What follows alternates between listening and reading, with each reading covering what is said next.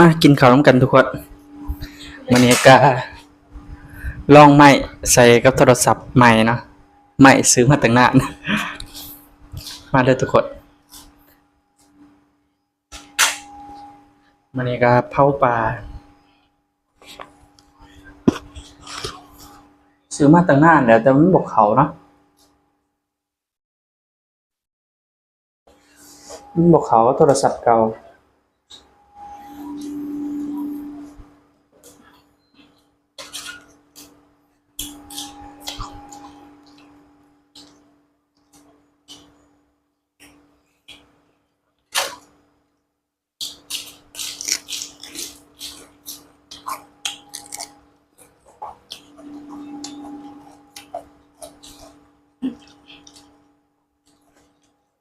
เพราะว่าอ้ายให้กินเนี่ย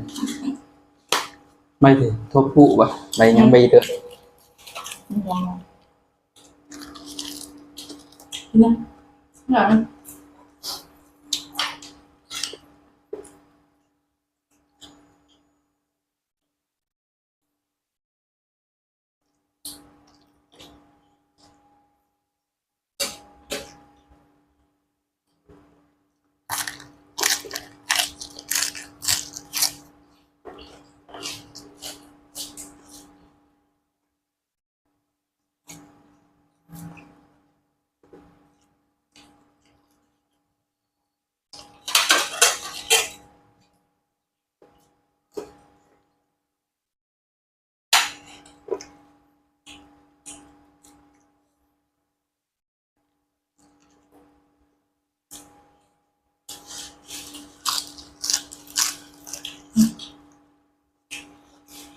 สูตรอยู่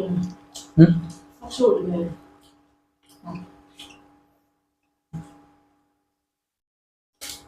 มันได้ทุกคน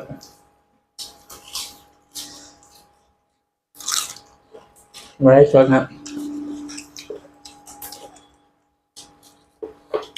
เจ้ามีคนเขาเบิ่งได้สด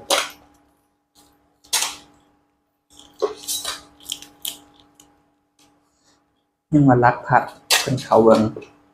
ข่อยรักร้อยยังบ่อยากหลาย